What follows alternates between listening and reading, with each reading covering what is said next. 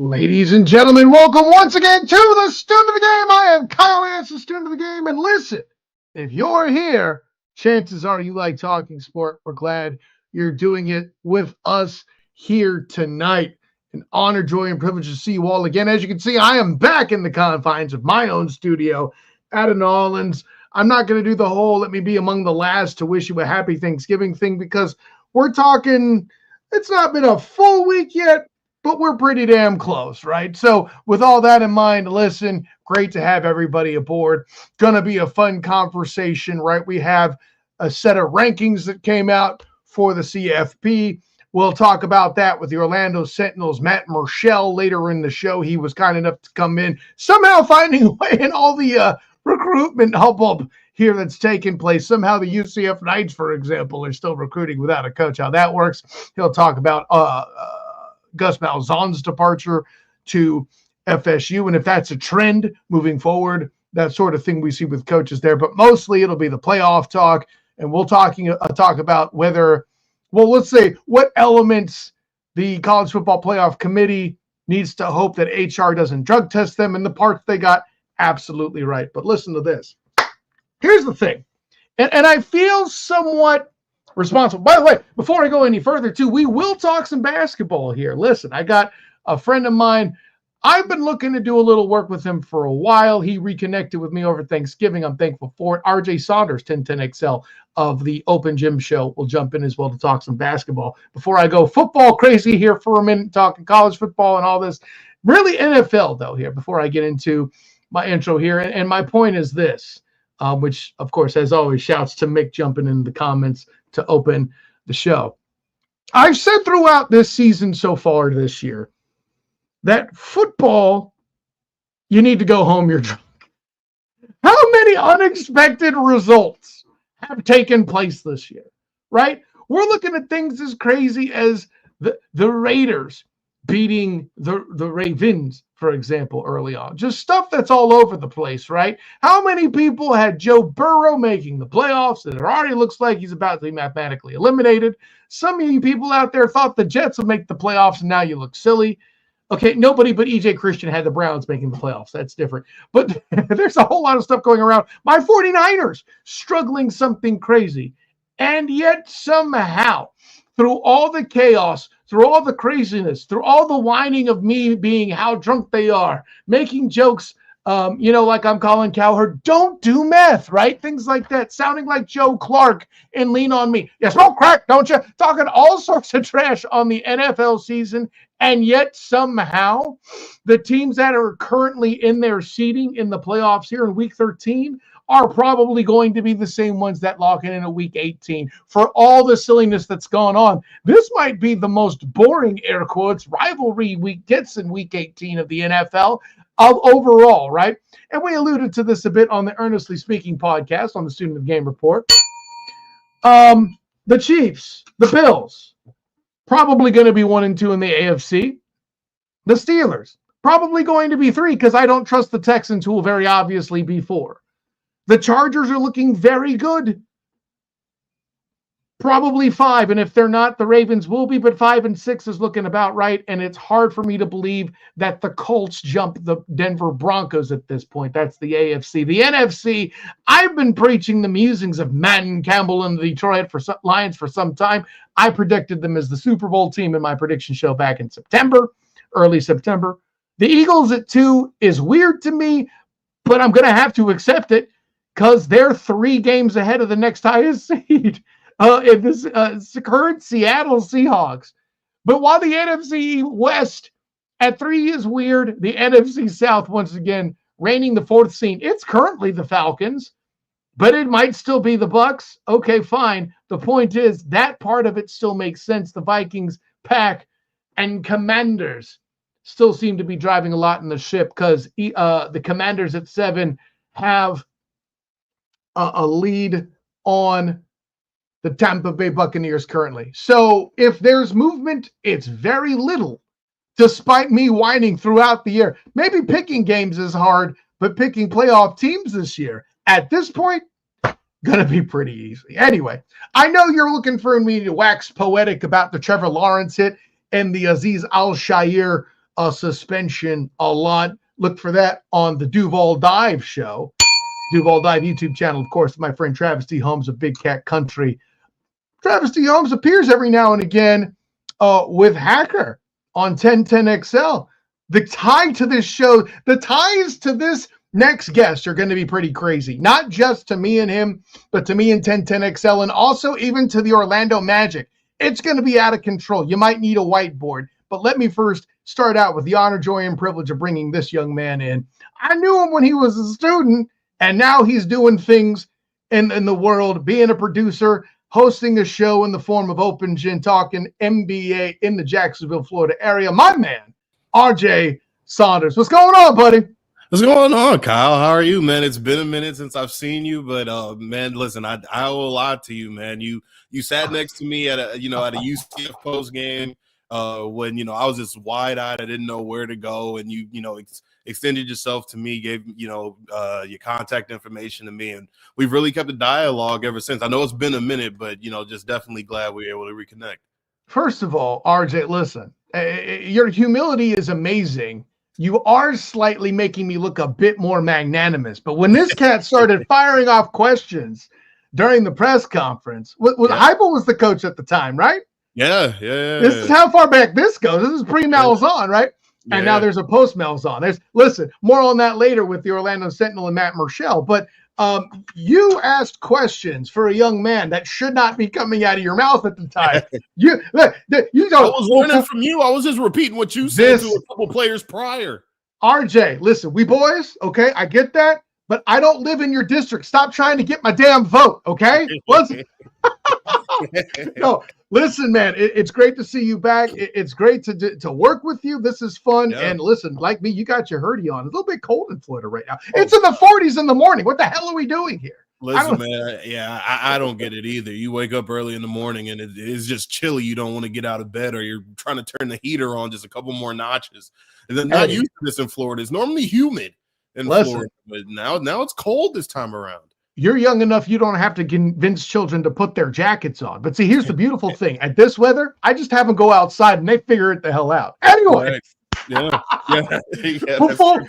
Before we get into by the way, free parenting advice for all you out there, including you, RJ, right? Right. Before we get into NBA, because I am stoked to chop that up with you. I say this often on this show, and I don't know if I've said this to you in person yet or on the phone or in text. The NBA is my distant third language, though I'm getting fluent pretty damn quick, he said modestly. That being said, you work with 1010XL. My dude Ryan, aka Hacker, love what he does. Love what they all do up there. You even work with Mio O'Brien, one of my favorites as well. Gus Logue, of course. Shouts to him, and of course, Big Cat Country, friends of this show. Your opinion of the Trevor Lawrence hit, man. Listen, we've all waxed poetic. Obviously, it was a bad hit. Let me ask you this. Let me give you opportunity to add something to the conversation. Recently, it was confirmed that Aziz Al-Shair's suspension was upheld to 3 games on his appeal. Your opinion on that, sir? Well, I mean, I don't know how he's really able to have a listening audience with the NFL when it comes to that hit, to try to, throw his hands up and say, well, I didn't know whether or not he was going to slide.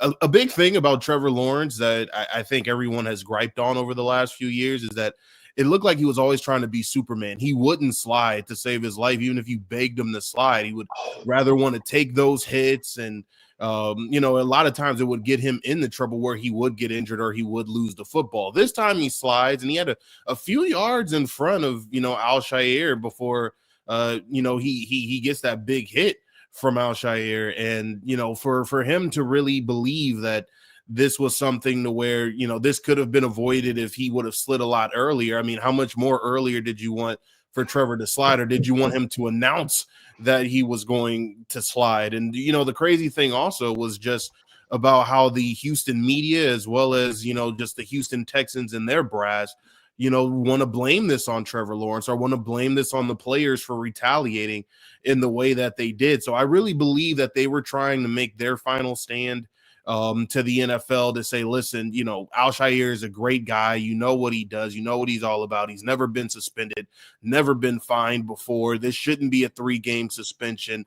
And you're trying to put this all on Trevor. But, big kudos to the NFL for staying, and resting on their laurels here and saying, no, it was a dirty hit. It was a dirty play. This guy is a repeat offender, whether you like it or not. And we have to lay the hammer down on this guy and kind of make him an example here that this is not going to stand. Now, what the NFL does after this, in terms of now people asking whether they need to take away the fake slide rule or anything like that, because you see other NFL players such as Patrick Mahomes where he'll try to fake slide. I know Kenny Pickett did that while he was at Pitt. And the bowl game, right? Yeah. Yeah, did the fake slide, and it was a clever play. But now we know what that looks like. In this case, Trevor Lawrence was not trying to fake slide to get a couple of more yards. So for Al-Shaair to try to appeal this and try to get less games, I think there would have been many in the NFL and especially Jacksonville Jaguar fans who would have rioted if this would have gotten, amended 1 game or even 2 games for that matter. The NFL had to stay, 10 toes down on this, and I'm glad that they did. Unfortunately, though, this is the end of Trevor's season, so hopefully he's able to come back next year, hopefully with, a brand new coach and a brand new front office and just be able to focus on the future. But definitely, just proud of the NFL and what they were able to do.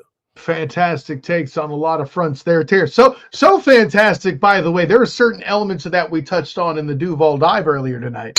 So then I don't know. You probably encountered Travis D. Holmes at some point. He's been on 1010XL every now and again. So he and I talked about that, made a lot of points you made. I'll add this because I think this is the thing that rounds it out. That the goofiness. Listen, I'm a Niners fan, and I like D'Amico Ryans as a player both in Philadelphia and in Houston. I'm going to lead with that. I was sad the day he stopped coaching the team that I follow. Okay, and I know that Azeez Al-Shaair, my main issues are the repeat offense and the fact that he has a C on his jersey. That really drives me too. Like what I said earlier, and there's more to the conversation. I keep referencing it because I want people to go there. You better like and subscribe to Duval Dive, dang it. But that being said, I would have led with 5, expecting an appeal to drop it to 3. The fact that the appeal committee upheld the ish, I went full Kevin Hart, RJ. I wasn't ready. Like, I did not see that coming. And listen, if you read John Runyon's letter about it, it's out there on Twitter. If I were better prepared, I didn't expect us to go this far into this. That's my fault as a host, expecting less from you. That's my bad. But a lot of good takes from you on that. And I think that's where I start. Where I'm going to end this is, and this is the part that murders me, that the Texans themselves don't get, whether it's Nick Casario, whether it's D'Amico Ryans, and I get backing your guy, but damn, right? The part that they miss, in my mind, is in all of this, they're trying to protect CJ Stroud as well. Yes. In a year where your O-line, listen, I used to write for the Dolphins Wire. I love me some Laramie Tunsil. Everywhere else, you need work, okay? Yeah. And you have that situation in play, and you set a scenario where another defender is going to be able to justify blasting CJ Stroud. How are you not getting this? Right. I don't know. So I think that's the only part I would add to everything you said. Enough of that. Let's talk some hardwood, man. Let's get into some NBA, man. Yeah. And listen, obviously on Open Gym, you talk a healthy bit of Orlando Magic. Just today, actually, I dropped an article on Fans First Sports Network about not only the appearance in the Emirates Cup, obviously the Magic making it to the knockout round this year, where they didn't last year, and they had Paolo Banchero, right? Right. How much growth have you seen in this team? Not only achieving what they did in the Cup so far in group play, but just on this season. What was it? The loss to the Knicks the other night breaks a 6-game winning streak. Yeah, 6-game win streak. Yep. People were criticized. Check this out. We're how many months away from people losing their minds about Franz Wagner having a bad Game 7? How do you like him now? Yeah, right. And that's been the big thing for me as well.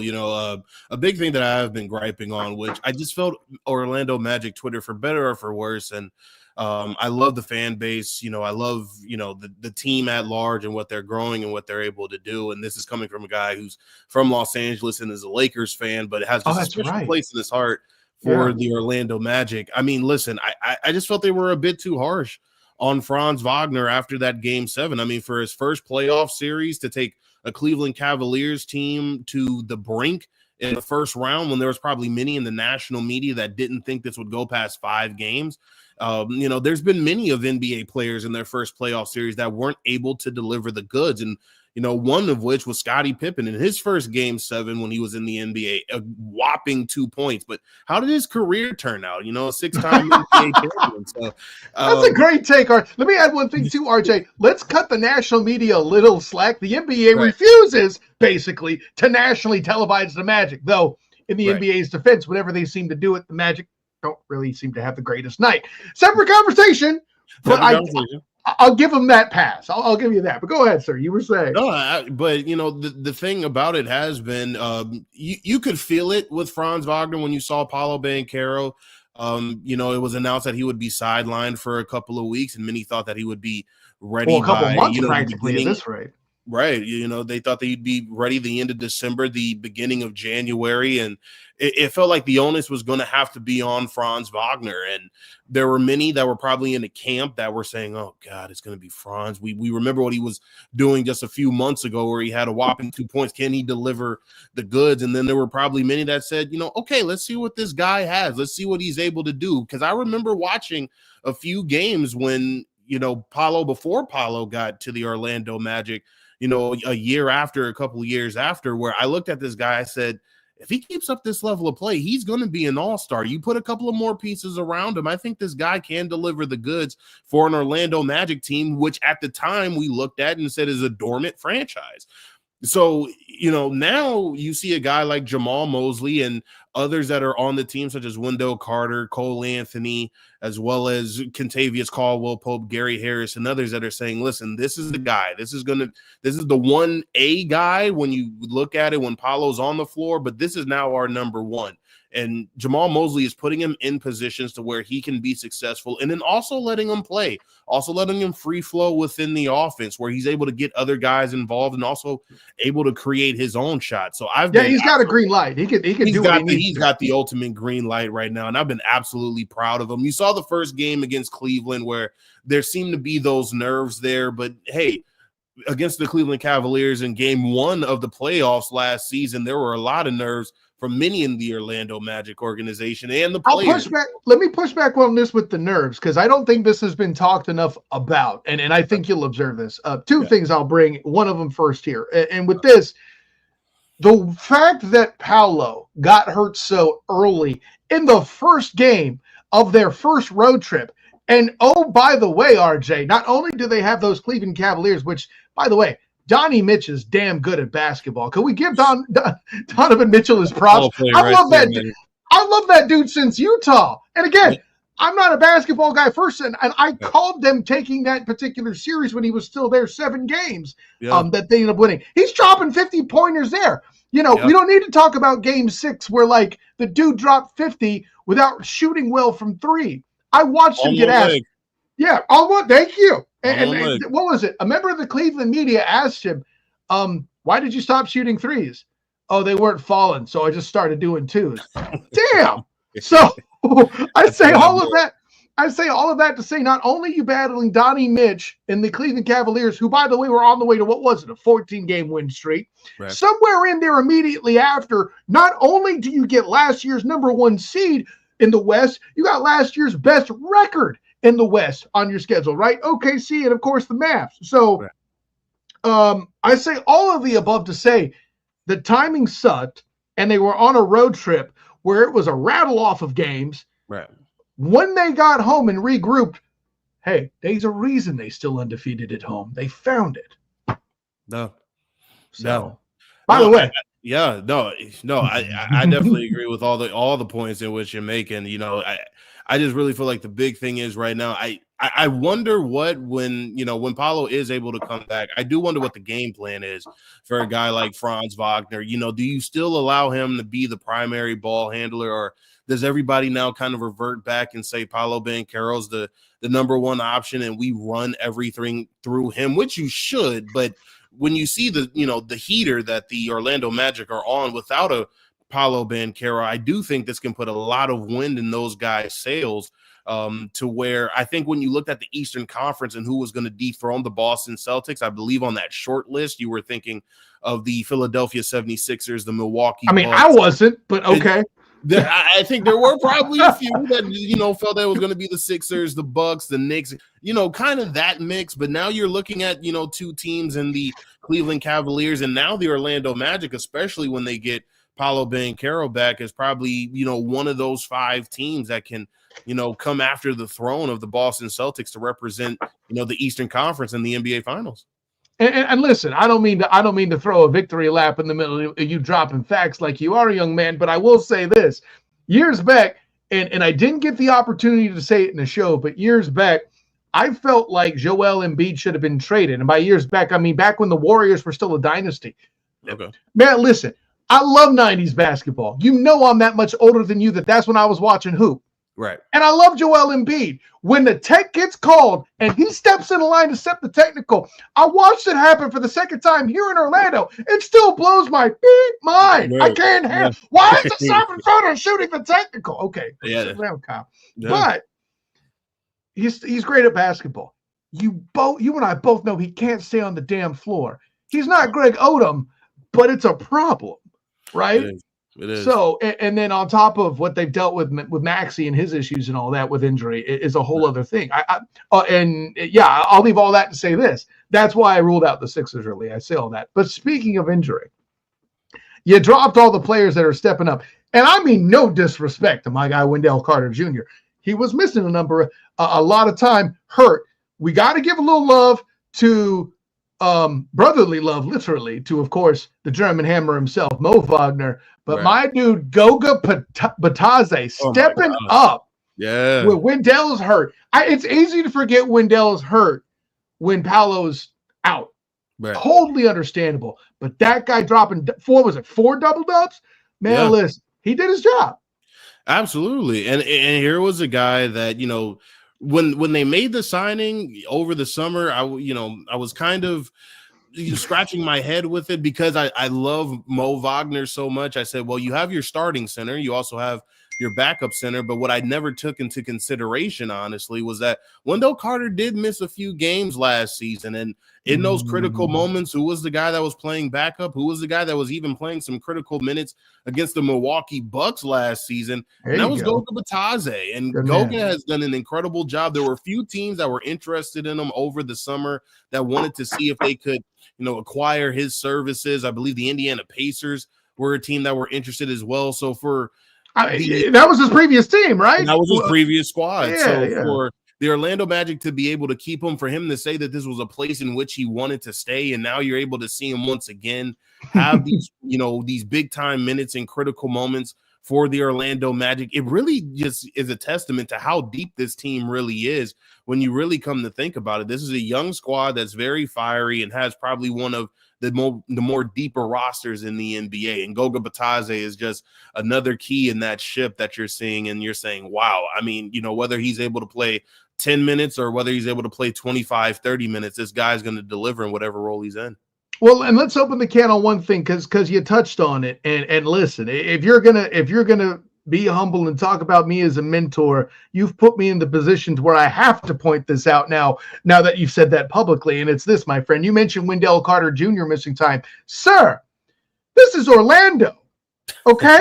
You're right. Missing time isn't happened entirely too damn much. You need to be getting that scuba certification and finding every inch of depth that you can. So especially when you're a defense first team. How many times have I heard Coach Mo, whom I dig like a shovel, by the way, how many times we've heard him turning defense into offense when the threes ain't dropping? And no disrespect to the Magic, the threes still ain't dropping, generally speaking, right?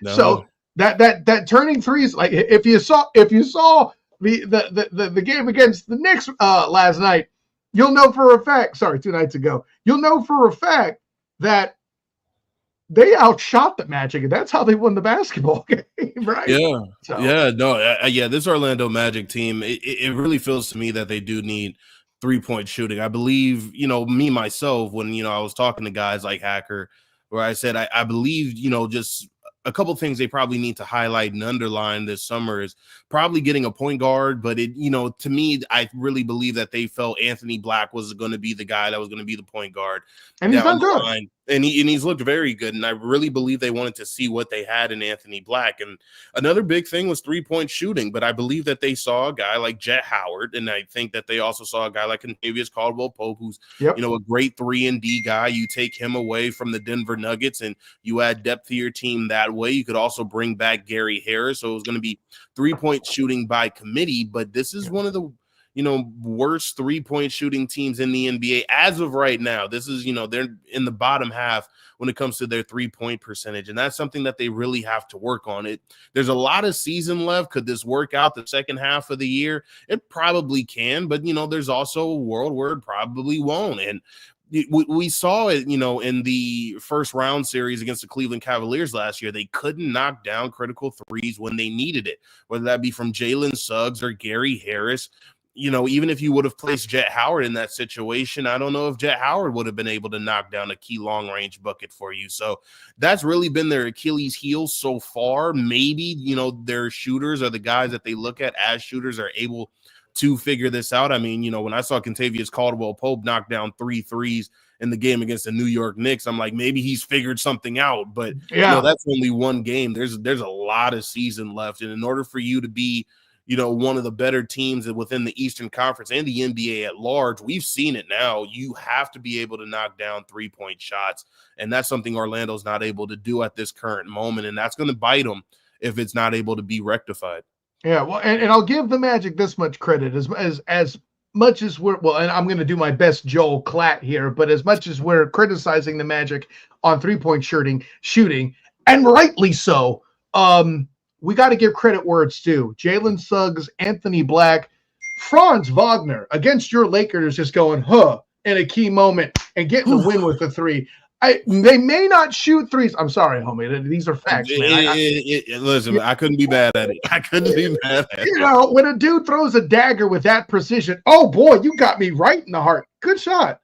It's like Killmonger and Black Panther. Ooh, nice move. But I say all that to say, in volume, they're not great at threes, but man, something about the key moments, they knock them down. It's crazy. Right.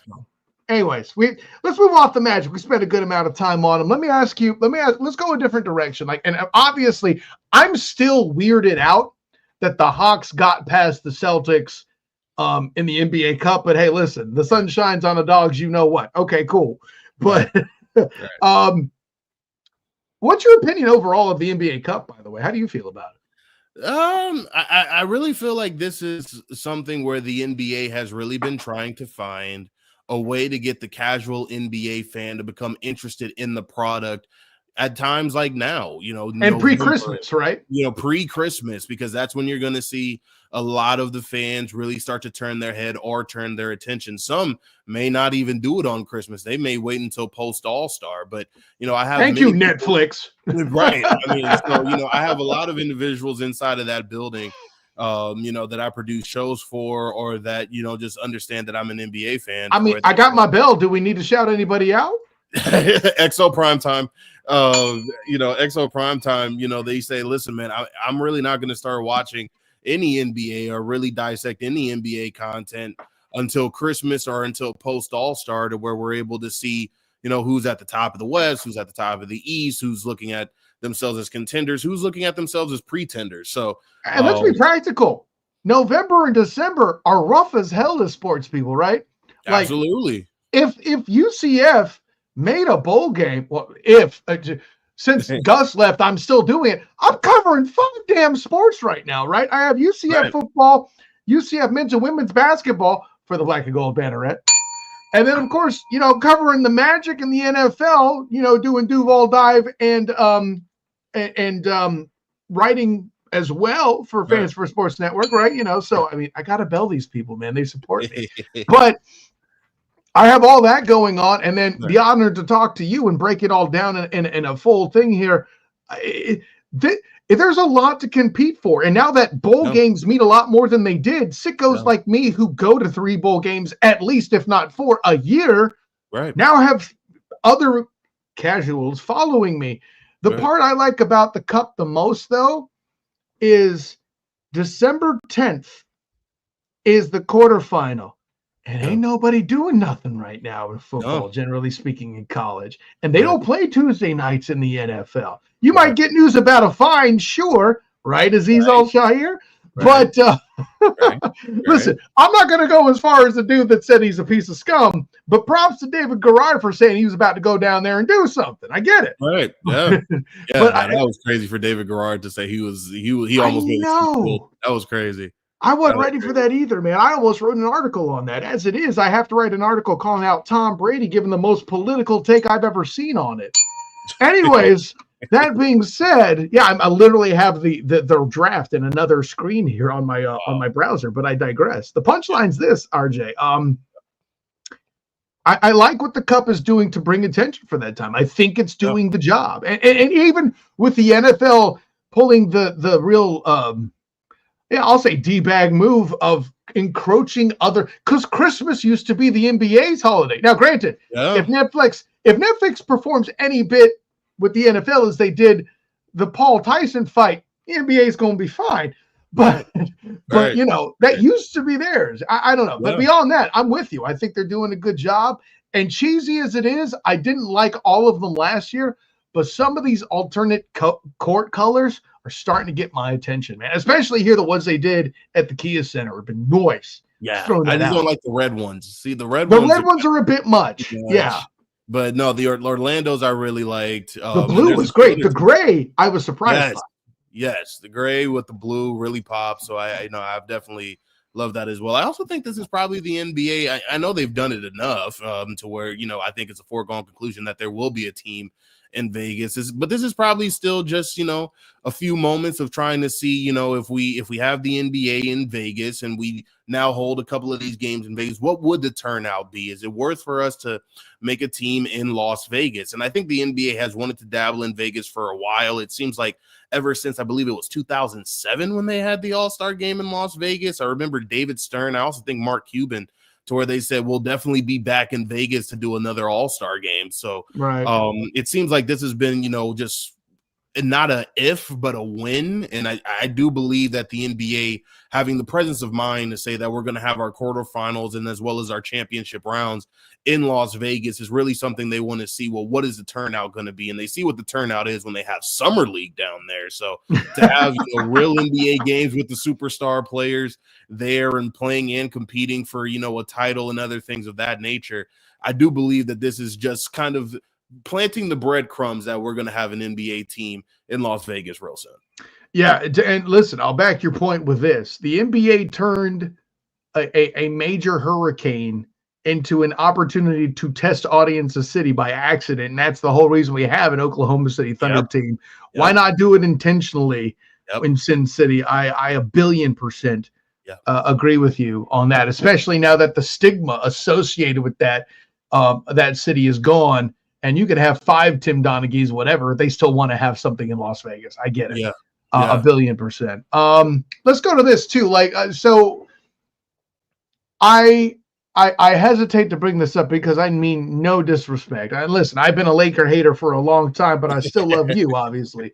But I have been a LeBron James guy. Is Jordan still my GOAT? Yes. But if LeBron's your GOAT, still not mad at you. Because he still got it though. Because it's looking rough for him right now, buddy. It's in the first half, I was watching a little bit of the Los Angeles Lakers Miami Heat matchup. Was aggressive, was coming out strong. I think had an 18-point first half. However, the Lakers still getting taken to the woodshed by the Miami Heat.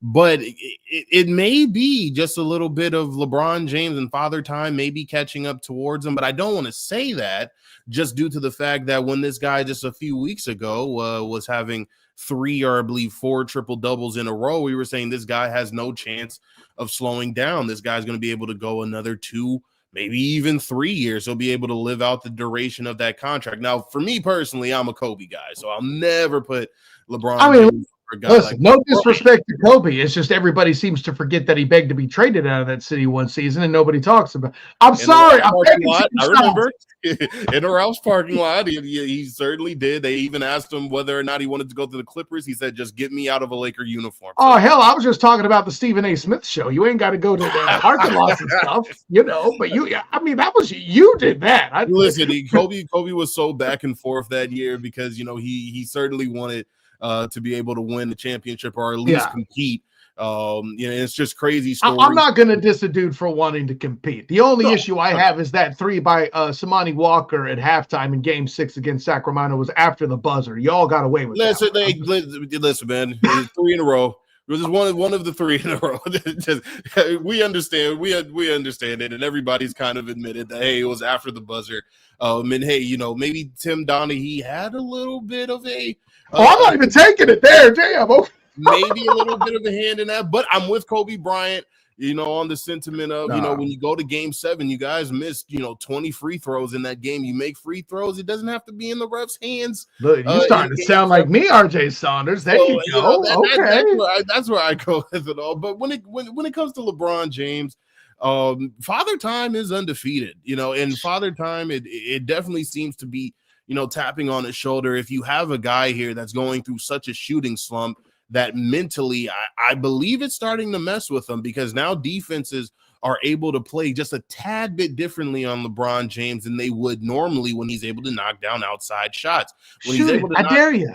You're right. Like that, if he was able to knock down outside shots, you at least have to respect it. Now he can play the drive or he can see who the open man is. Now, when he's not hitting these outside shots and you're saying, okay, this guy, let's just play him for the drive. Now all of the defense is going to collapse on the opposing team. So now passing lanes aren't open. Unfortunately, you see the Los Angeles Lakers are not a great 3-point shooting team. They don't have 3-point shooters. They haven't been for a minute, in that arsenal to where they're able just to pass it to a guy not named Dalton Connect to where you're able to hit at least 1, 2, or 3 consistent 3-point shots, when they need them the most. So it's definitely been a rough stretch for LeBron James so far, but is it time to now say this could be the end of LeBron James, and could the sun be setting? I do believe there's going to be few that have to admit it. Let me give you my conspiracy theory, if you want to call it this, because you mentioned the mental aspect, RJ. Bro, like, to see you doing what you're doing tonight is bleeping awesome, man. Like, I love what you're doing on my show tonight. Thank you. But he's had the opportunity to play with his son, right? Like, he's gotten to the Omega. Do you think that's starting to set in his head? Ooh, I blew your mind. See, this wasn't a softball, RJ. Because this was the thing. I think there was an article that was out there to where they said Savannah James was saying, or that LeBron James said that his wife Savannah wanted him to be able to play with both of his kids and have, Bryce play on the same team with his brother as well as his dad. But my conspiracy theory was that I believe if you were to put Bronny James in a separate room, Bronny James probably would have said, you know what, I think I need another year of college. But I think LeBron probably sat with him and said, listen, I really don't know how much time I have left to sit down and wait on you guys. Let's do this now. And, let's, get I think the cardiac event was a factor, though, RJ. I don't mean to cut in, but as a nurse's kid who worked in the cardiac cath lab for over 35 years. Okay. I can speak with a little authority here. Yes. I think the cardiac event was a factor. I think Bronny was trending as a player better than he is now and got hit by that debilitating medical issue. Yes. And I think Braun, and I made this point on Sir Toba Media's on the In or Out Sports Debate Show, ask directly about nepotism and its role. And listen, maybe if I were still at your age, I hate playing this card, but I'm gonna have to do it. If I was still your age and I hadn't had my kids yet, I might think differently. But the fact that I have 2 of my own now, and if life gave my son a BS setback, and I was in the rare position as one of the GOATs. I'll say, well, I can't get in trouble for one of the GOATs, right? For one of the GOATs in the game to go, nah, fam, my son deserves a chance because he's my son, and he got BS'd with a cardiac event that wasn't his fault. Let him develop in the G League and watch him be potentially a bad mamma jamma. And I know people will complain, but whatever. That's their right. They can complain to the bank. Holla at your boy. But I feel like that's an element of it too. I think the cardiac event and Braun being dad was a factor. Yes, absolutely. I think all of that came into consideration, and also just the amount of time that LeBron James has left in the league. When you look at LeBron James, Kevin Durant, and Steph Curry, I think that's been the big question. But in particular, LeBron James, who's been the face of your league for well over a decade and a half. Some may argue 2 decades now. I won't argue that. I do believe it was Kobe's league being in that stretch. How about one of? Can we go with one of? Let's live with one of.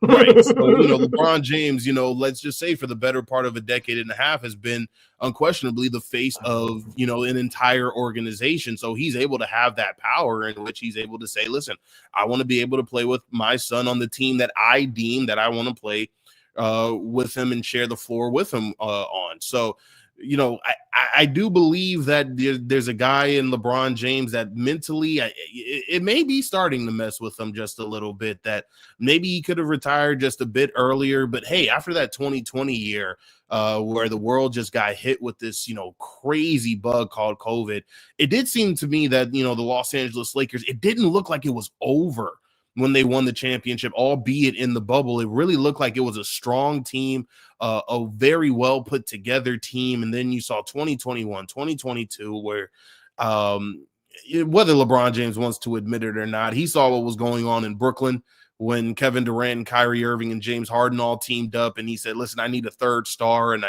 I do believe that they rushed it. I do believe that they panicked, and you get Russell Westbrook, and that's a whole nother story in and of itself. Yeah. But, we're already 41 minutes in. Let's not open that damn can. So, I do believe that you have a guy in LeBron James now that is probably starting to think more towards the end than he is in terms of the here and now. And you've heard him say it on several occasions. I don't have that much time left. And, I understand that it's closer to the end for me. So I do believe that all of it is messing with him. And it's definitely going to be interesting to see what he's able to do this season. I don't know if I would allow him to play all 82 games. Now, just thinking about it a couple of days ago, I do believe that he wants to play all 82 games because there was another 40-year-old that played all 82 games in an NBA season one year, went by the name of Michael Jeffrey Jordan, albeit he was on the Washington Wizards.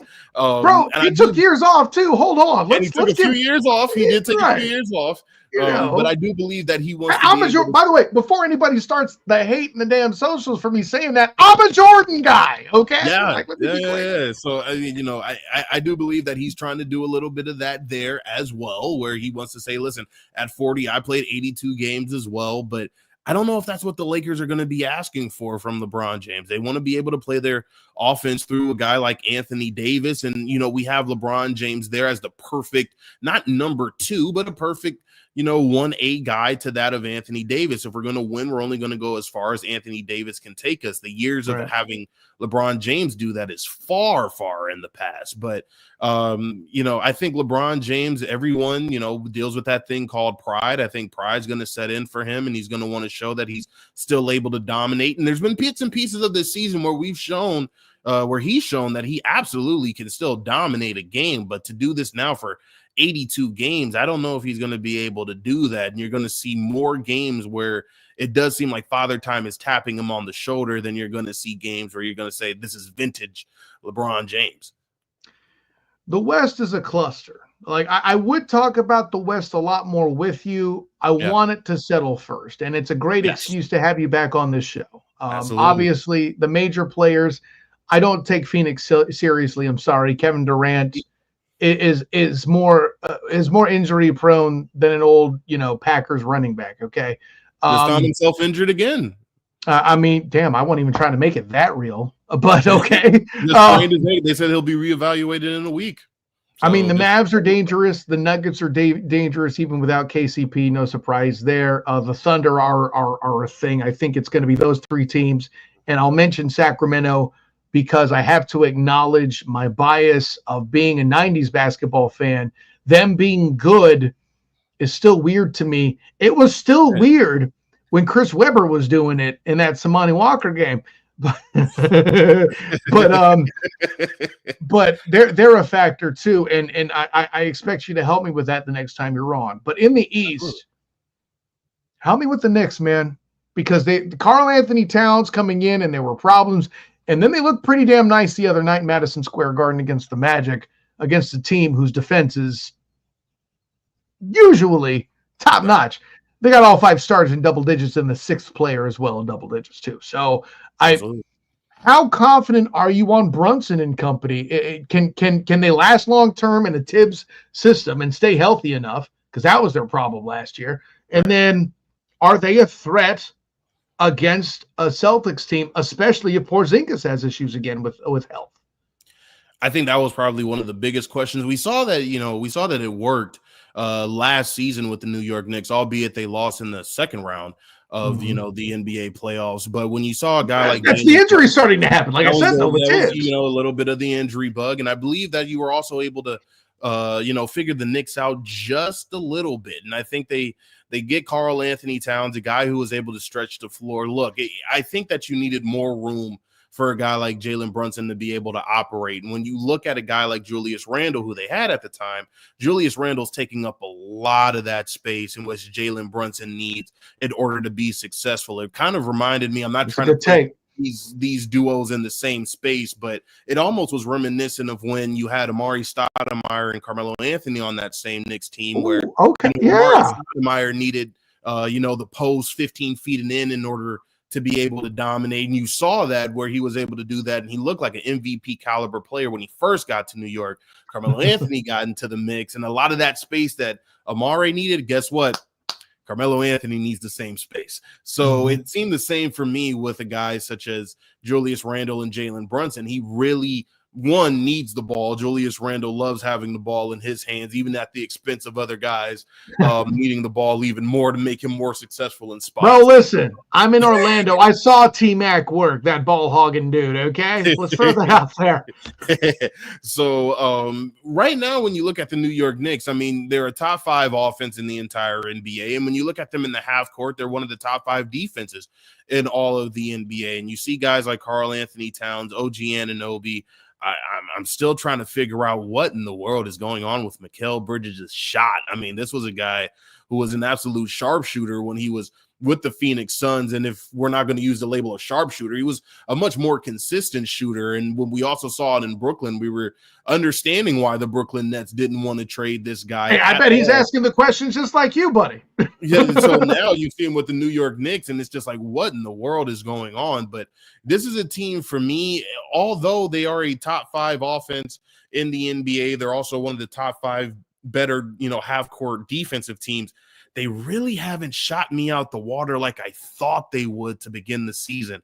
So when I looked at that short list and you saw a team such as the Philadelphia 76ers, because of the moves they made to acquire a Paul George, we saw what Tyrese Maxey did. We also saw bits and pieces of what Joel Embiid was able to do during the Olympics. You thought that was going to be a team in the mix. We did not see this coming from the Cleveland Cavaliers. The Milwaukee Bucks as well. Though. You thought that the Milwaukee Bucks, now they are, showing that they're one of the more dangerous teams out east once again. But you said, listen, you have a guy like Damian Lillard, you have a guy like Giannis Antetokounmpo. I mean, you have a duo like that there. You're always going to be in the conversation to make it out east. But the New York Knicks really haven't done anything for me quite yet to make me say this is the team without question that is going to be able to go head up against the Boston Celtics to try to represent the East in the NBA Finals. They just haven't done it for me yet, although they have 2 guys who I believe are going to be all-star players once it comes to February, and Karl Anthony Towns and Jalen Brunson. Wait. You think Cat's going to be an all-star? Okay. Oh, yeah. Cat's done an amazing job. Listen, I've been a Cat stan since Minnesota. Like, that's right up there with Donnie Mitch, man. Like, I don't know what it is, but their style of play does it for me, And then Joker came around. I'm like, wait, and you're white? What? No.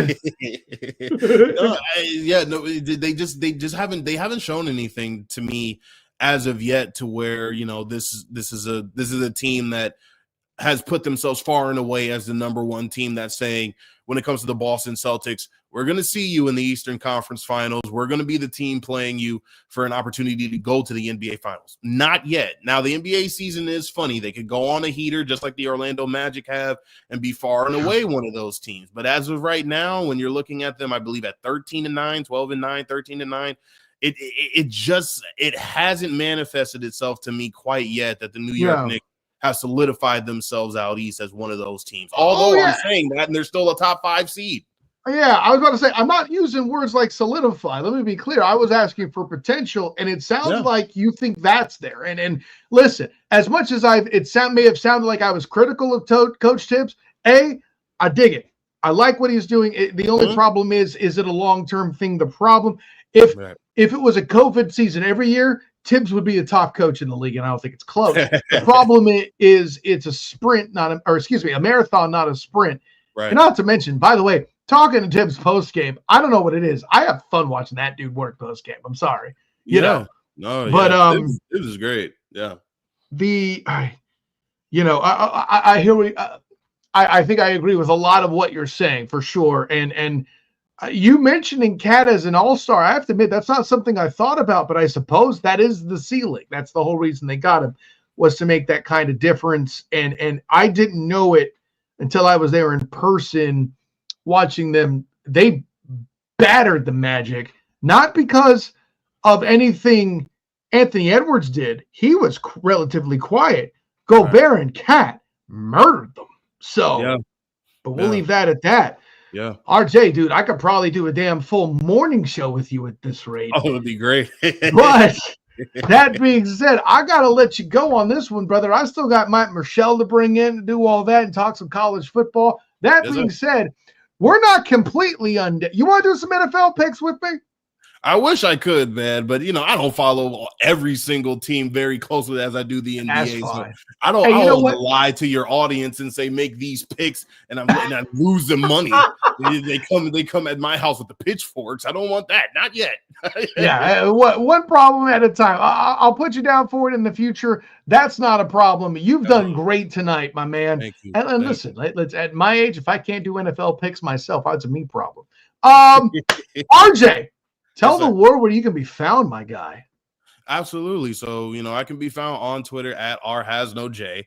And also doing a show on the weekends, normally on Saturdays from 11 to noon, called Open Gym. We talk everything NBA, where we talk with a lot of, just the big brass across the NBA, specifically, and more importantly, the Orlando Magic, where we'll have guys such as Kyle on the show. We also have Dante Marcatelli, Jeff Turner. Dante's my dude. Can we stop for a minute? I have to stand Dante Marcatelli. Not only is he a great human being, happens to be one of the best in the damn business at his job. Absolutely. No, oh my God. I love Dante. So, and he always does his best to always come on the show and be able to chop it up about the Orlando Magic. So we love his insight every time he's able to come on the show. So, but not only do we talk about the Magic, we try to touch on every single team and the biggest topics that are going across the NBA. So, just highly encourage you, if you ever have the time, and you're listening to the radio or listening to 1010XL, and it so happens to be a Saturday, it's 11 a.m. Just,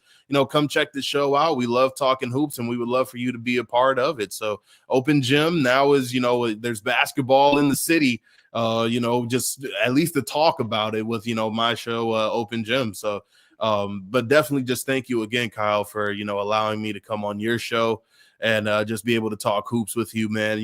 Like I said, it's just great to be able to see your face and hear your voice again. So just definitely honored to be able to have this moment with you, man. Hey, man, listen, it's just as fun for me. And listen, I know it's usually hockey, Bruins or hockey stuff with my guy Shrewkry Wrights, but he's another young man who's come up and done things, and to see you do it, just listen. I made jokes about Gus Malzahn. I'm starting to get a pretty big damn coaching tree up in this Humpy Bumpy. RJ, it's great, man. Listen, we're going to do it again, especially because you're way more reliable than freaking EJ Christian. Burn! No, listen, I'm on Earnestly Speaking podcast all the time for the Student of the Game Report. It's all good, buddy. Absolutely. So, no, listen, great time. And listen, if you do get hit up by EJ Christian, go on his show. Goodness knows I'm better than him at basketball now. He's going to admit it. No, it's a running joke thing you're getting dragged into. It's great, RJ. No. But yeah, listen, thanks for finding me back. Thanks for coming on the show. And we going to chop it up again, man. And I'm enjoying your privilege. Man. Anytime, man. Great, man. Hey, until next time, my guy. Until next time, man. Whew. RJ Saunders coming in with the heat. I didn't expect to go 55 minutes with the dude, and I'm not even, well, technically 50 because I did have my intro, right? But still, didn't expect it. Glad it happened. And you know what? You know who wins with him coming on this show? America. That's what's up. Anyways, why I'm giving RJ props because he deserves it, but I also have to set up to do the picks here. So let me go ahead and jump in and do that. And listen, I like I said, I wasn't even just kidding around. The West, I need more time to analyze what's going on out there, and some time after the NBA Cup should make that awesome. But let's go ahead and give them the picks. Gracious, we talked. I mentioned in the intro about the NFL being dumb.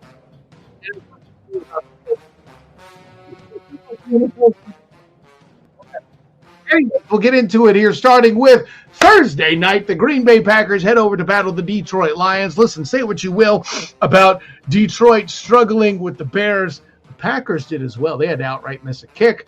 The Bears for the Green Bay to win. Give me Man Campbell and Detroit simply for the fact that they're at home, and I see that defense, regardless of however many injuries they have, getting Jordan Love to make a mistake in true Brett Favre fashion.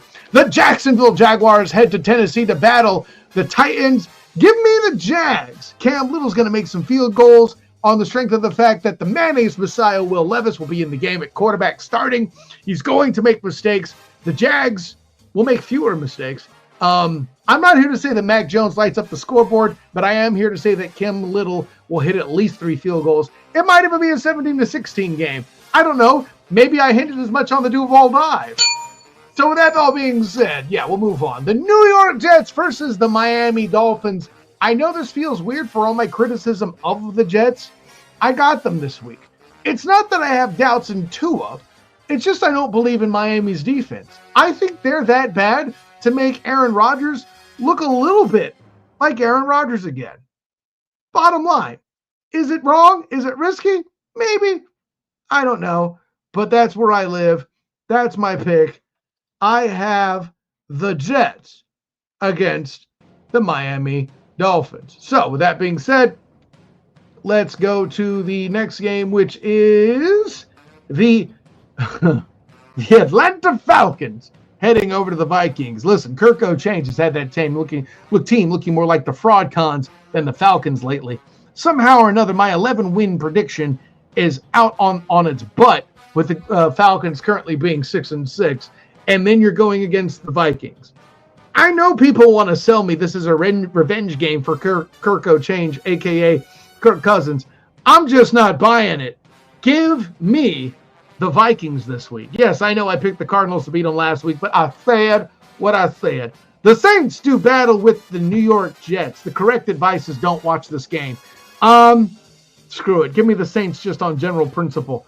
The Carolina Panthers do battle with the Eagles. What are we doing here? Yes, Eagles, they'll keep in the second seed. It'll be great. The Browns do battle with Pittsburgh. I think this is an intangibles game. I can do all the analysis I want. Will the Lord deliver Jameis Winston from pick sixes? I don't know. Give me the Steelers on this one. They're going to be pissed from losing that Thursday night snow battle a few weeks back. The Raiders of Las Vegas, the Las Vegas Raiders there battling Tampa Bay. Give me Baker Mayfield and company. He'll have an opportunity to demonstrate if he really is an MVP candidate or not. The Seattle Seahawks do battle with the Arizona Cardinals. As hard as it is for me to believe in the Cardinals, it's more hard for me to believe the Dallas Cowboys, Bengals Cowboys. First of all, I'm not going to watch this football game. Are you crazy? But for me, I'm going to pick Joe Burrow just on general principle. If I'm wrong, I'm wrong. If he dies, he dies. Whatever. Oh, I don't say that. Joe Burrow might get injured. Sorry, Mikey Byrne. My bad. Give me the Bengals, and we'll leave that at that. So, next on the docket, of course, now that we've gone through the NBA and the NFL, the College Football Playoff Committee did what they did. There was some good, there was some bad, there was some damn sure ugly. And I talk about it with the Orlando Sentinels, Matt Murschel. And of course, when it's time for the student of the game to get a little smarter, or in some case have some remedial lessons from stuff he might have gotten wrong, I always bring in the best minds, one of them being the Orlando Sentinels national college football writer and UCF beat man, Matt Murschel. Thank you again. Welcome in again to the student of the game, doing what you do. I'm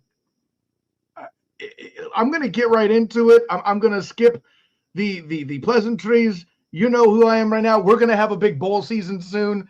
Hopefully you're feeling better. I know you're a little under the weather, playing a little hurt. Thank you also for that. But let's get right to it. There's been so much craziness that's gone on. I don't know where to start. I'll do the nationally relevant thing first. The latest college football playoff rankings are out. I will ask this as a general question. I know at times I put you on the spot and said, how can Penn State get all these breaks and all this kind of stuff? But I won't make you do that this time. What I will say is, do you see kind of a trend I feel like some teams are getting rewarded for having weaker schedules.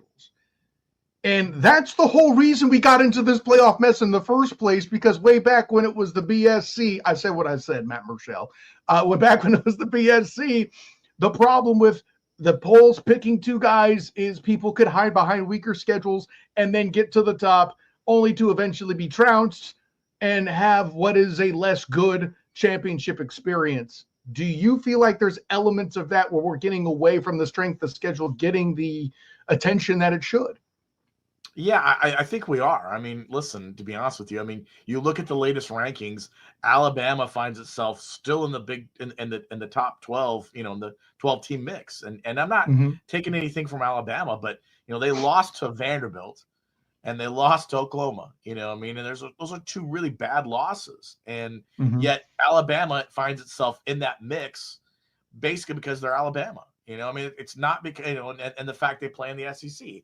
Whereas you look at a team like Miami, which, yes, they lost to Syracuse and had some close games, still managed to win those games and finds itself now sitting on the outside. It can't make the playoff now. So, I mean, it's disappointing to see that, because that was the whole point of everything, was like, hey, get in the playoff, have a strong schedule, find your way in and play your way into the championship.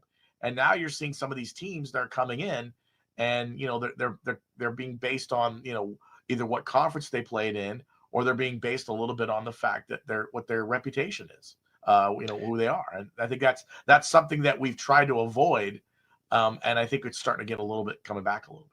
Well, and so let me push back with this, and I've said this to you when we've had conversations on this show, out of this show.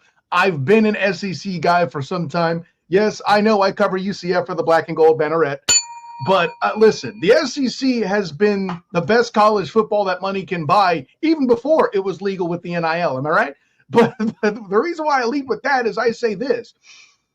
A conference in the ACC that was won by a team that was in the American this time last year is a weaker schedule. I think an SEC team should get a one-win grace, especially when Alabama has a Georgia win under its belt.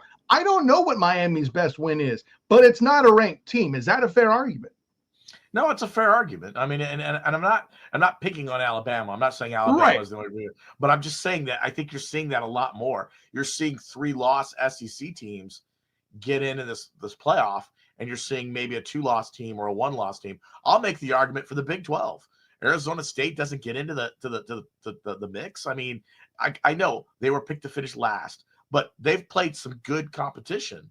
And now you're telling me, okay, well, they're not going to be able to make it in. I mean, what does that say about, what they're trying to do as a conference? And I mean, I think the latest poll does have them in the has them at the, the number 12 spot, I believe. Yeah. But I mean, you're looking at this idea of, I mean, how much more do you have to do to get in? I don't, and again, not to dump on the SEC. I'm sorry, South Carolina. I know the AD today came out, was pitching to get into the playoff. I'm sorry, you're not. I know you think you had a great year. You don't deserve to be in the playoff. I'm sorry. There's a couple other teams like that as well. Ole Miss can make the argument we deserve to be in there, but you lost to Florida.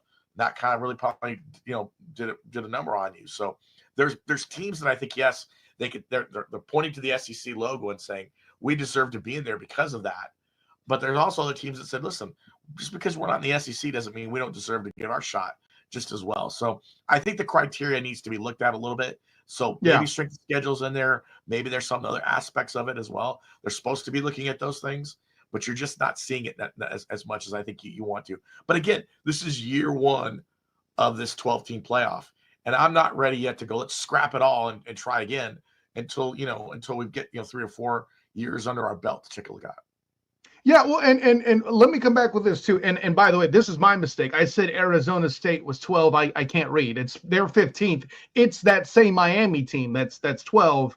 Yeah, but Arizona State gets the spot, the 12th spot in the playoff because because Miami can't. So yeah, that's why. Thank you. Yeah. You corrected me in both ways there. You beat me to it. Perfect. Yeah. No, and that's still something I'm still kind of getting used to.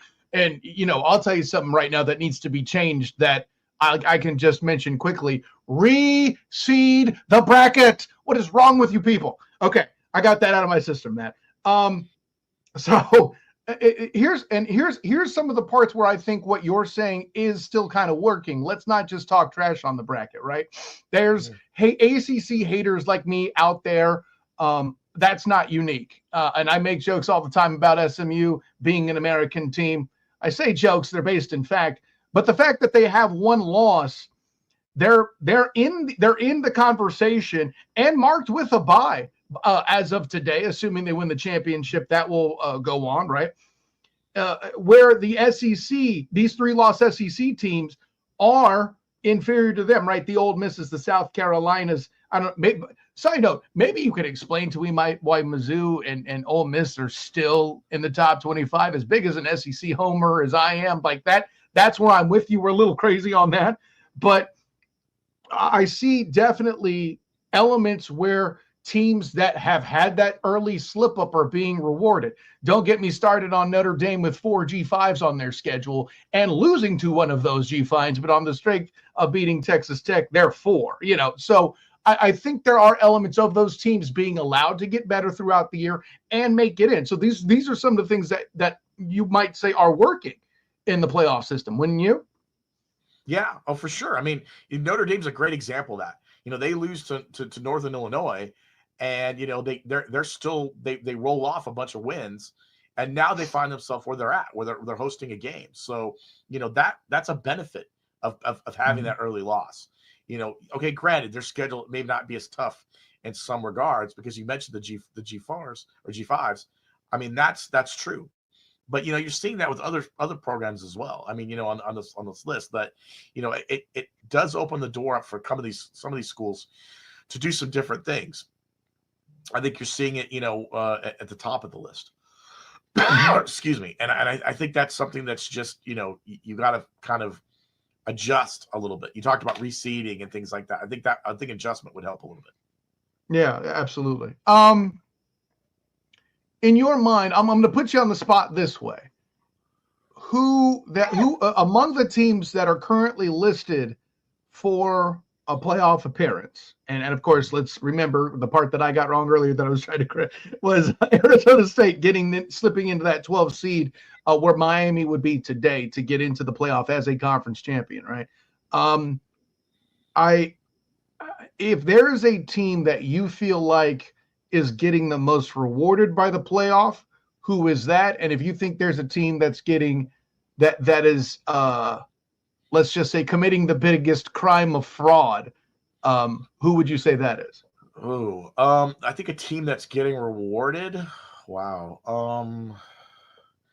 Is the argument for Arizona State still getting in, even though the committee did them like that to make them 15? Yeah, I mean, that's a little bit of that. I mean, I think Georgia at 7 is really high to me, and I'm Tennessee or Georgia?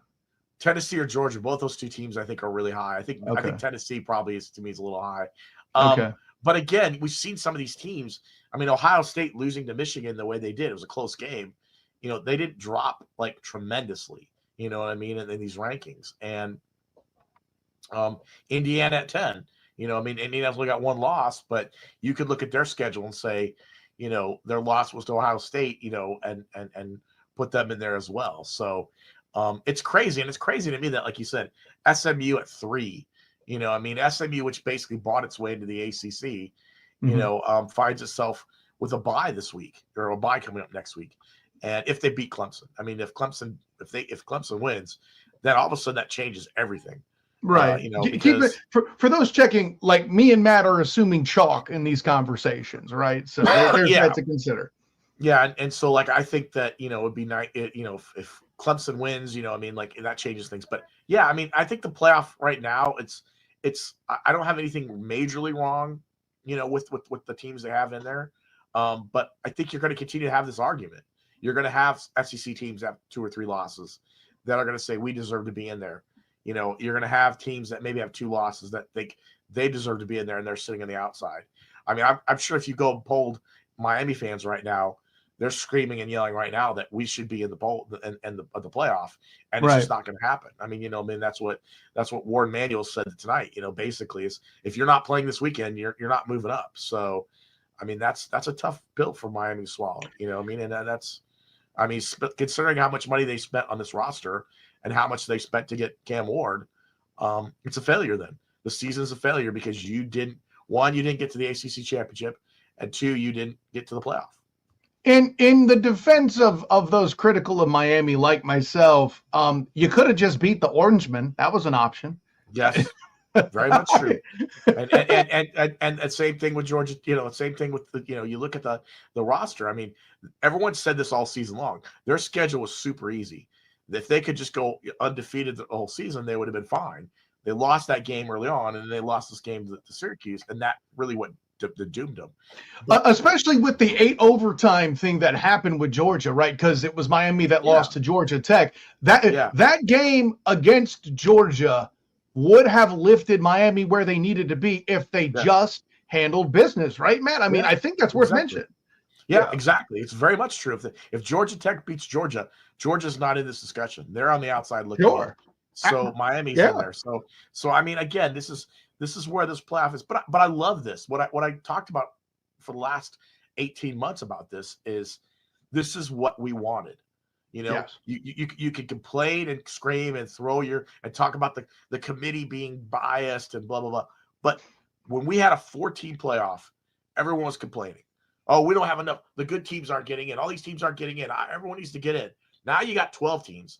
And what happens again, as I said was going to happen, as everyone said is going to happen, you got the 13, 14, 15 teams going, we should expand the playoff. We need more teams in the playoff. We need to be able, this is what was going to happen. There comes a point when you have to win games, as you just said. You got to win those games, and those games matter. You can't just kind of coast through the season and expect something to get you into the playoff. That's why, as we started this whole conversation about Alabama, is you want to make sure that what they put in place to make sure these teams are right isn't to overlook some of this stuff and not look at a brand name and say, okay, well, we got to make sure we get Alabama in, or we got to make sure we get, so-and-so in. You got to be careful of that, because that's where you're going to start hearing the same, that's why they didn't like the 14 playoff, because, well, we kept seeing Alabama and Clemson and Ohio State in the 14 all year in and year out. Well, you're going to see those guys again, but you don't want to give them the upper hand when you got other teams that maybe deserve to be in there as well. So, and I'll say this too, because, it's funny. I think you and I talked about that people would still complain. I will admit my naivete of some of the air quotes screaming being a bit louder than I thought it would be. Because listen, if you can't get in out of 12 teams or 11 teams, because we're talking about, Boise doing its thing, handling its business to be the G5 rep. Granted, they're doing it on the strength of a quality loss against the number 1 team. That's a separate conversation, right? That's to criteria that we brought up earlier. But I think my favorite thing, as critical as I am of Oregon, as much as I've talked about on this and other shows about the Big Ten kind of being exposed a little bit this year, seeing a Pac-12 team come in and dominate the way that they did, at day's end, I find it interesting that the one thing we're not complaining about Matt Murschel is, in fact, the undefeated team that made it. People are questioning Texas. I get it. Their resume isn't super great. People are questioning Penn State. Their resume is flat awful. I'll say it. I'll say it so you don't have to, Matt. You're the actual journalist in the room. But at the end of the day, and even Notre Dame has questions. We touched on that. No one's touching Oregon. The undefeated team is getting their props. And for all my complaints about Oregon, they saw for it on the field. I, as an academic of the sport, as the student of the game, have no choice but to let the playoff do its part to expose them if they truly don't belong as champions. That makes sense, right? Yeah, and I'm going to say this weekend, if Penn State upsets Oregon, and then all of a sudden, does Penn State move into that number one spot? I mean, or does Texas move in the number spot? I take it, and then you got Penn State up there as well, and then Oregon falls into the first round, a mix, or does Oregon only fall to like 4, and then Penn State still sits on the outside. I mean, that's what's going to be interesting about how this playoff committee is going to look, and it's a big deal if you think about it. If you're Oregon, you want that bye. You don't want to have to play a first round game. If you're Penn State, you want that bye. So you want to knock Oregon out so you can get in that spot. So you don't have to play a first round game. Even though, to be honest with you, playing in Penn State in mid-December would be a incredible advantage for Penn State over some of these other teams. So I mean, there's things that that's part of the reason this playoff was set up the way it is. And then you got Notre Dame, as I was talking about with this someone earlier. Notre Dame literally with one loss is going, well, we could. We should be in the top 4, but we decided not to be able to do that to be a member of this playoff group. So we'd rather be number 5, and host a game, which in the long run is probably going to be more financially beneficial for them. They're sitting the money in the money tower, boo-hoo to them. They can wipe their tears off with their money. I'll even add this, Matt. The part that I do respect with Notre Dame doing that, I have complained about them hiding from conferences for a while. Now where I am is I feel like while them in a conference would be beneficial to college football on the whole, I appreciate Notre Dame kind of siloing themselves so they have enough money to, air quotes, buy recruits that have better academic standards, which that particular institution is famed for having at their disposal, right? That's the whole reason that Brian Kelly said he left. He had got sick of fighting, at a disadvantage in recruiting for that. If they put themselves in an advantage where they at least have the finances to back them, they could put themselves in a position to be in the playoff more often rather than risk falling out altogether as a member of the conference. And I respect that, right? Well, I'm going to say this. I think Brian Kelly saying that Notre Dame didn't have the resources is BS. And I'll call it right now because I lived in South Bend for most of my life. I'm going to tell you right now, Notre Dame has more than enough resources. I'm not saying they didn't have resources. Yes. It's recruiting to the academic standard he was referring to. Which is again has been an argument that has been leveled, time and time again, at Notre Dame. But I mean, I'm not saying, and again, I'm not getting into, but I'm just saying that, yes, I get it. It's tough to recruit when you have to recruit to academic standards, but there are ways to win games. And I think part of that was an excuse for him to get out a little bit. But yeah, I mean, I get the money situation. I get all that. I mean, I get what's going on. I mean, this is a challenge for every one of these teams moving forward. Is how do you handle this? And this is a big financial boon. Being in this playoff is a big financial boon for a lot of these teams, a lot of these conferences. They're going to get a big payday. The SEC gets a big payday. The ACC is going to get a big payday. So the more teams you get in, that's another reason why it's crucial for some of these conferences, because you're going to get a bigger piece of the pie, and that's going to help these teams out when we talk about the run. I mean, UCF needs the Big 12 to get as many teams as it possibly can get in. Great point. That money eventually gets put back in the conference and it's divided up with the teams. So you want your Big Ten brethren to get more teams in there to do that. So that's where I think it's crucial. And so where a team like Miami get knocked out, yes, it's about winning games, but it also hurts you financially. Yeah, no, and that's a fair point too. With that as well. Yeah, I don't even have anything to add to that. Yeah, no, the finances are a factor here, 100%. Let's go with this. No, great walkthrough on the ranking there, man. That's probably some of the most intelligent conversation I've had on it without somebody calling me an SEC homer or trying to tell me how great Notre Dame's schedule actually is, and I just don't know what I'm talking about. So it was a good combo there, Matt. But let me ask you this. Gus Malzahn. I am in the car, the van, on the way home from Thanksgiving, and I see the alert, probably from OS Matt Murschel on Blue Sky or Twitter.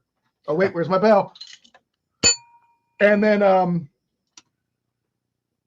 it's not so much surprising that Gus Malzahn was asked to leave. No, excuse me, that he resigned. Let's get it correct. It's more where he landed up taking a demotion to as an OC at FSU. Now, a lot of what we do on this show with you, Matt, is you use UCF as an example to kind of make a case study. What I saw in Malzahn leaving an alleged $12 to $13 million buyout on the table seems unprecedented to me. Can you give me any clue what would have happened to make a coach leave that kind of cash on the table? Well, I think, partly a lot of what happened was, I think in Gus's mind, he knew probably that there was a lot of pressure on him. There was going to be a lot of pressure on him to at the end of the season. I think there was discussions of externally about, should Gus be fired? Gus should be fired. What do you do? I'm not sure if necessarily they were going to fire him. They don't have, from my understanding, is UCF really didn't have the $12.5 million readily available to get rid of Gus. They were going to have to do some financial moving things around, maybe try to stretch it over a time period. I think Gus, midway through the season, realized that things just weren't working, here. And I think he felt like, they struggled offensively. Eventually, when he gave up offensive play calling, I spoke with him before the season started, and he talked passionately about how much he enjoyed being a play caller. And he really liked running the offense. And I think when he had to give that up, when he was forced to give it up, now he says he did it on his own, but I could guarantee he was forced to give it up. I think kind of like Ted Roof leaving was his decision too. Was his decision, yeah. So I think that really got to him a little bit. I think he really thought, I want to be a play caller. I don't want to do this. And I honestly believe in the big picture, he looked at the changing landscape of college football. He looked at NIL. He looked at the portal. He looked at revenue sharing coming up. He looked at how much money each of these programs needed to be successful. And I think there were some struggles there with him, maybe internally. And I think that Mike Norvell reached out to him early last week and said, listen, here's an option. Maybe Gus might have, a couple of weeks ago, maybe floated it out there to people like, hey, I'm thinking of this. And, maybe Mike Norvell said, listen, I need an OC. I think you'd be perfect for the job. We work together really well in Tulsa. Are you interested? And I think Gus thought about it for a little bit. And I think that the end of the Utah game, I think he kind of went around and said, okay, let's make that choice, and went ahead with it. And I think that's where he ended up. And yes, it's surprising, but it's not unprecedented. I mean, think about Chip Kelly at UCLA, same kind of scenario. Chip was kind of under a lot of fire. People wanted Chip gone. Chip says, well, you know what? I'm just going to go to Ohio State and get in the playoff that way, and do that. He joins Ryan Day, guy he worked with for a while there. And then, look at Jeff Hafley, at Boston College. He left a head coaching job to be the defensive coordinator for the Green Bay Packers. So it's not unprecedented, but I think Gus probably in his mind thought, okay, this is the right route for me. And this lets me kind of not have to be a head coach and lets me kind of do my own thing. And let's give Gus a little bit of credit, right? One thing I want to definitely point out, dude gave it, you'll pardon the pun, the college trying to embrace the new landscape with NIL, being the executive coach and let other guys kind of get their hands involved with things. When that didn't work, he took it back over and still was heavily involved. He embraced, stuff that's more promotional, more NIL and player friendly. He would wear player merch to press conferences. He had the guys with the the code. Oh my gosh, I'm blanking out. The codes on the back of their jerseys or the Twitter handle. The QR codes. QR codes. Thank you, Matt. QR codes. Yeah. You know, it's not like he didn't do his part to try to embrace it, but I really think what killed the whole thing, in my opinion, it all starts with Thomas Castellanos getting bought by BC for what is alleged to be on or around $400,000 to $500,000. The figures you see thrown out there are that. If you need to do that to get a quarterback, then he convinces donors to get KJ Jefferson in, and that goes the way that it does, with no disrespect to KJ Jefferson, of course. Super cool guy. I've never seen another football player say, hey, wait, I thought my Madden ranking would be this high. I'm surprised my Madden ranking's this high. I'm amazed. You know, never seen a guy do that before, right? But to have that money go that way for a coach, by the way, who's an RPO coach first and foremost, right? That's I think that frustration had a lot to do with it. I will agree with you, on that. Do you think this is something we'll see more of then? Is some coaches who are giving up head coaching gigs to be coordinators? I don't know. We might. I mean, down the road, I think the challenge of the new world order of college football is, how do you balance things? I've heard stories where coaches mid-season, basically get approached by players saying, I want more money. I want a bigger contract. I want to rip up my NIL deal. I want a bigger deal. I want to be able to make more money. I'm playing better. And a coach, meanwhile, is like, well, I'm trying to get prepared for this week's opponent. I'm trying to recruit. I'm trying to make sure that we've got all the things we need to do to win. And you're coming to me and telling me I'm going to do this. You know what I mean? And I think it's frustrating, especially for older coaches Sure. who've been around for a while, is that, I'm trying to coach a game. I'm not here to be the businessman. I mean, I think maybe that's where, we'll see more of these teams and more of these programs lean on GMs more. Like, okay, it's a GM's job to handle this kind of stuff. Okay, you're the one that if player's unhappy, he goes to the GM and the GM says, okay, let's see what we can do, or says, hey, I think what players kind of don't understand, this is part of the NIL stuff, is that you sign a contract, your contract runs from, I don't know, let's say, February to December. Right. That contract is you're in the contract. You can't just come to somebody mid-season and go, I want more money, and they're going to go, well, you signed a contract, kid. This is what you get for this season. You know what I mean? And then what happens then? I'm going to jump in the portal. Okay, well, I mean, that's nothing we can do about it. So you don't see Trevor Lawrence going, I just got concussed, Trent Baalke, give me another $5 million. It's not how that works. No, and I don't think college kids understand that. I don't think they're being taught to understand that. Like, this is the deal you signed, this is the deal you agreed with. And I've talked to some people who said, listen, you can't do performance-based NIL deals. There's a lot of people who would love to see that, where you'd say, hey, you come out and incentives, exactly. But because that's too much like the NFL. If you do a performance-based contract, that's exactly what you're basically giving an NFL player. It's like, okay, if you throw for 3,000 yards, you're going to get an extra $5,000. That would work out well in NIL world. They just can't do that. That's not allowed. And so currently, it's challenging. Yes, it's challenging for coaches. And I think coaches are just trying to figure out, how can I make this work? And now, let's not forget, we're adding on revenue sharing, which means that changed a whole new look at this thing, where that is so scary to me, man. We're going to need a whole other episode to break that down proper, but go ahead. I'm just saying. Where now players are going to get a base salary, right? And then you add on top of that an NIL deal. So it's challenging. And we saw UCF is taking their collective in-house, the kingdom in-house. That's because UCF wants to control the NIL. They want to control the deals and how it's done. Whether that'll work or not well remains to be seen, but it's the first step in what's going on with revenue sharing. And that's where the challenge is. Yeah, and we mentioned again, UCF may be one of the schools to bring it in-house, but this is a trend that's going to happen as that house case impact and all of that goes through. We actually see revenue sharing.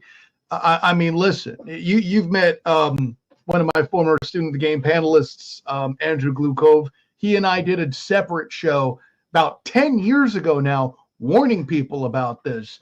And now we just look like Nostradamus, except the end of the world actually happened. It's crazy, man. You probably prognosticated the same way yourself. So, well, I mean, I just think what I've told people for years is college athletics is a business. It has become a business. It's $1 billion business. And the problem with the business is the model of college athletics isn't run by businessmen. It's run by people who either have ties to schools and don't understand exactly how they're running their business. When you make a contract for a coach, no one hires a CEO. Well, at least most people. You don't hire a CEO and then you say, I'm going to give you an $80 million buyout. That makes it impossible for us to get rid of you and benefits you in every way or shape or form. Right. And, I think, or I'm going to give you a 10-year contract extension. Well, no one does that. I mean, a person running a CEO running a company would have places and people in place to make sure that stuff doesn't happen.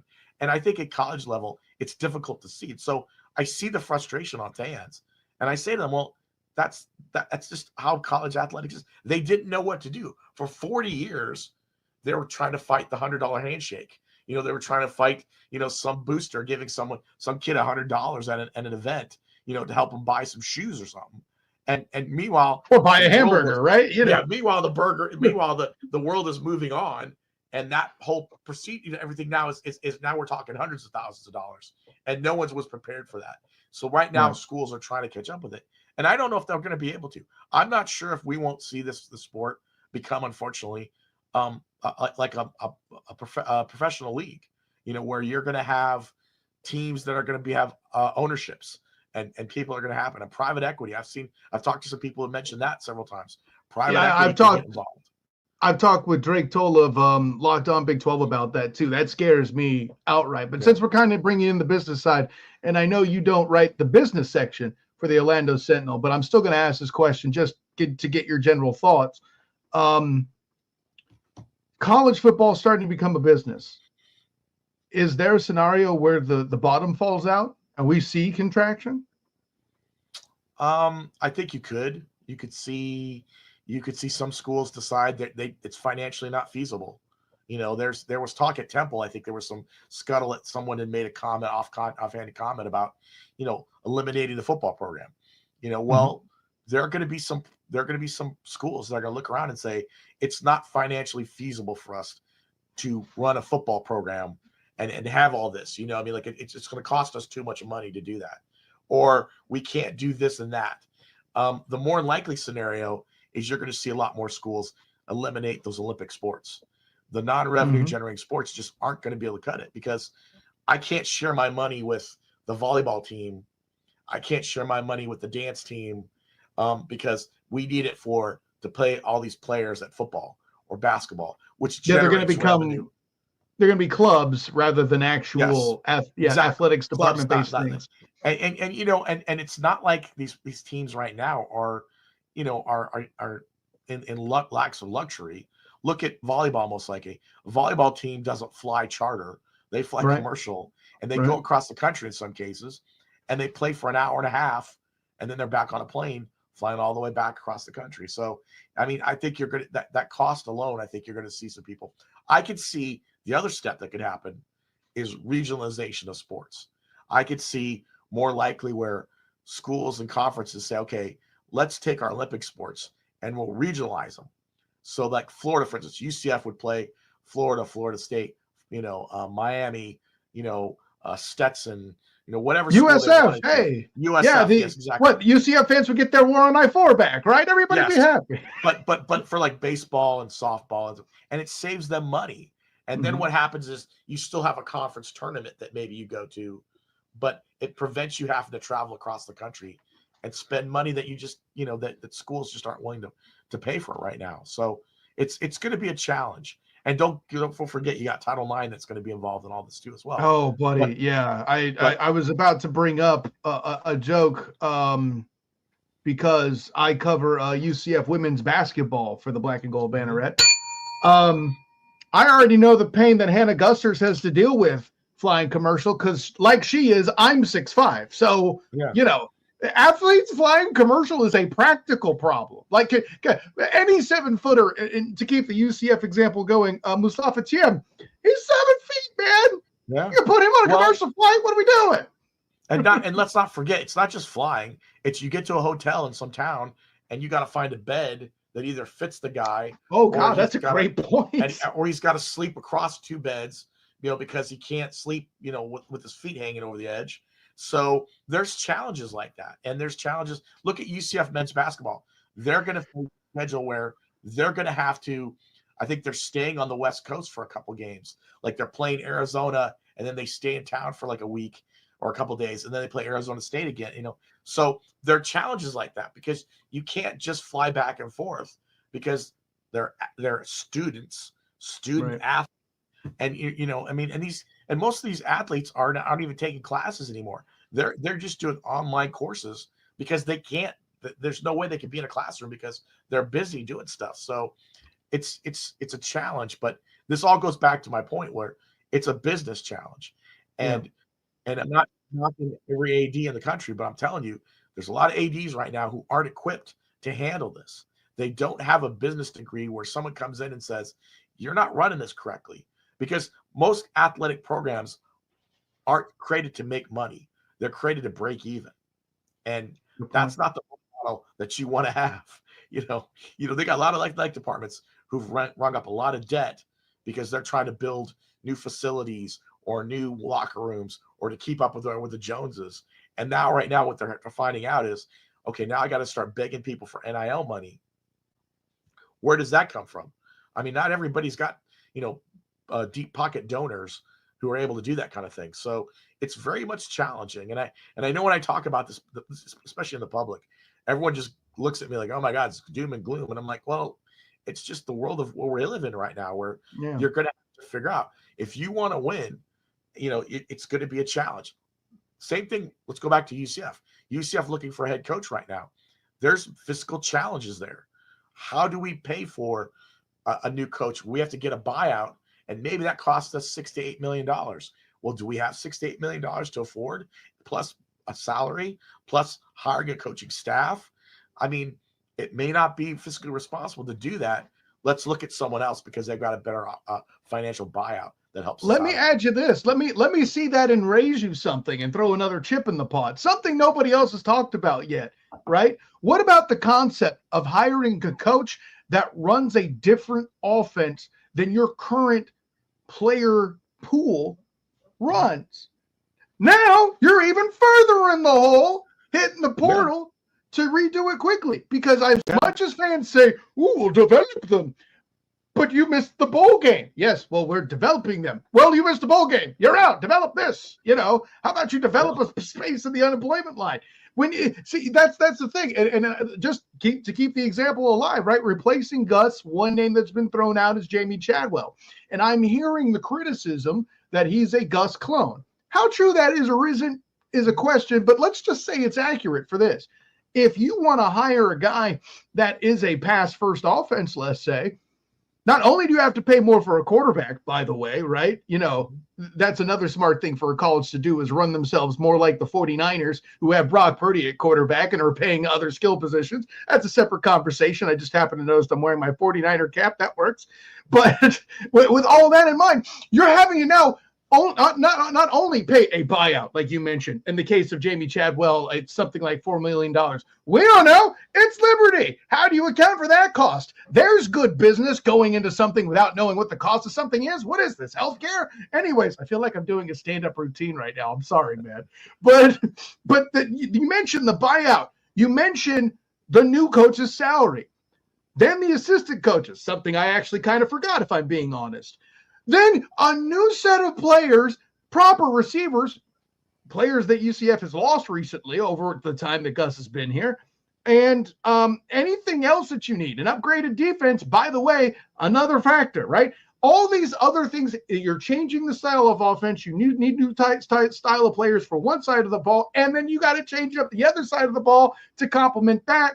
And then, oh, by the way, you might need a new kicker. Are we going to decide to bring in a special teams coach rather than have a tight ends coach to it? All this other stuff. And now, next thing you know, you're what? 7 digits in further than you even thought was possible. So, and I'll throw this out there that, and this is just stuff that I've, I kind of, heard of, not just from UCF, but other schools, is Right. that your NIL budget is only so much. Sure. So if someone comes in and says, I'm running a whole different offense, I need different players. Well, I'm sorry, this is how much you have.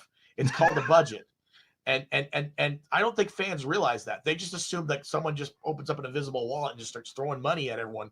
Well, the NIL budget is what it is. Let's say it's $6 million. That's it. That's all you've got to work with. So if you need to get a quarterback who's a passing quarterback, okay, well, that's going to cost a little more money. Okay, that means you got to spend less on a running back, which means you got to spend less on an offensive lineman, which means you spend less on a kicker, which means, so, and yes. And so that's what kind of happens. And then, because this new coach for UCF in this scenario, is coming in after the signing day, you miss out on recruiting. You're not going to get that. You're not going to get 17, 18, 20 kids coming into your roster who you could develop and maybe help alleviate some of those stresses on your NIL budget, so to speak. But instead, now you're you're trying to find it. So it's a never ending cycle. And I think that's where, someone said to me this morning, I made a comment about money and they were like, oh, you're being so negative. And I'm like, this is what you have to deal with. You can't just, there isn't $8 million found in a couch cushion somewhere in an AD's office going, look, I found it. Everyone assumes that because they didn't spend $12 million on Gus's buyout, that there's somehow $12 million sitting in an account somewhere that they can spend.